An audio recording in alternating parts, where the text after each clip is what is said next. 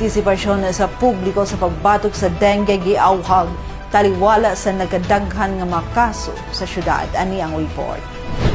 Together, let's fight the bite. Kinang panawagan dili lamang sa lokal apan sa national nga pagamahanan sa pag-awhag sa publiko sa paghimo sa ilang bahin sa pakigbatok sa makamatay nga dengue virus. Bulan sa Enero ning tuiga, nakitaan sa mas nagkadaghan nga mga kaso sa dengue ang dakbayan sa Ozamis. As of February 6, 2025, aduna nay natala nga 67 ka mga kaso ug makapasubo tulo na ang namatay. Kasagaran niini mga kabataan edad size ngadto sa 14 anyos. Tungod niini nga paspas nga pagtaas sa mga kaso, importante nga magkahiusa ang tanan ug mutugbang sa gihimo nga mga paningkamot sa lokal nga paggamhanan aron mapugnan ang pagkalat pa niini nga makamatay nga virus. Padayon ang asenso Ozamis administration uban sa pagpanguna ni Mayor Attorney Indy Waminal sa paglihok aron maatubang kini nga problema. Baguhay pa lamang na-acquire sa dakbayan ang ikatulong fogging machine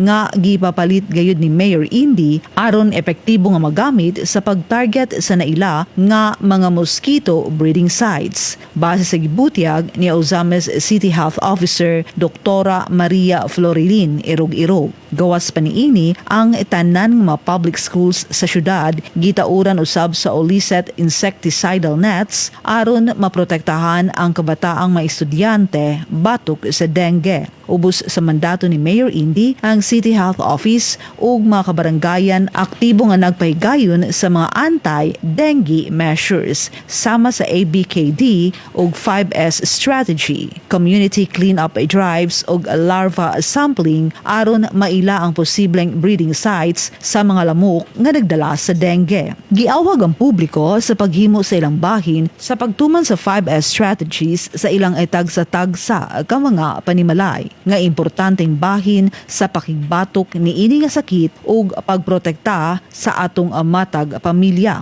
Una, search and destroy mosquito breeding sites. Importante nga limpyo ang atong palibot ug walay nagpundo nga tubig. Ikaduha, seek early consultation. Kung adunay hilanat, magpa-check up dayon. Ikatulo, self-protection. Pagsutog long sleeves ug karsones ug maghaplas sa insect repellent lotion. Ikaupat, sustain hydration. Pag-inom og insaktong gidaghanon sa tubig.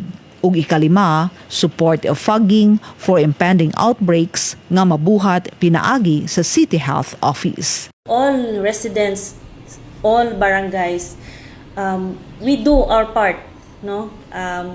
If possible, every week, bisan pag dili lang sa kanang inyong purok sa atong kaugalingong balay panimalay, mahuman ta, gikan sa trabaho, makarelax tag weekend, i-appeal nato sa atong routine nga manglimpyo, mag-search and destroy. Dili lang limpyo nga silhig ha. Yeah.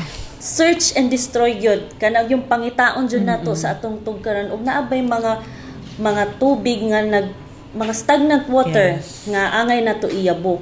Dili lang ingnon nga tan-awon lang or silhigon lang. And of course, kung naan magsakit sa ato ang panimalay, konsulta gyud ta. Dili nato kaya-kayahon. Yes. Kay kana gyud ang isa pon makadisgrasya nato kay basin unyag severe na to nga time, maulahi gyud ta. And lastly, magtabang-tabang nga unsa atong mga activities sa barangay atog yung suportahan kay total dili man ni ato alang kundi sa tibuok natong kabarangayan. Bisan pa sa gihimo sa local government sa Ozamis sa pakigbatok sa dengue, importante gayud nga muhimo kita sa atong bahin. Kita ang matag panimalay, ang matag individual. Angay nga muhimo sa atong bahin sa pagpanglimpyo o paghimong luwas sa atong palibot alang sa mas hinlo o mas himsog nga dakbayan. Together, let's fight the bite.